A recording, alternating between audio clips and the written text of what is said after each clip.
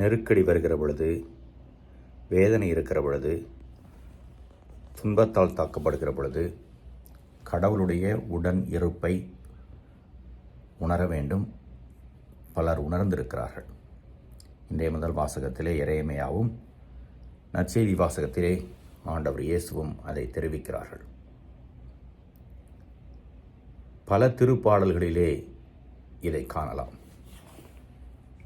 துன்பம், வேதனை, கஷ்டம் இதெல்லாம் தாக்குகிற பொழுது நாம் யார் மீது நம்பிக்கை வைத்திருக்கிறோம் என்பதை உணர்ந்து பார்த்து கொள்ளவும், கடவுளுடைய உடனிருப்பை அதிலே உணரவும், ஒரு ஆன்மீக அனுபவம் பெற்றுக்கொள்ளவும் இந்த வாசகங்கள் அழைப்பு விடுக்கிறது.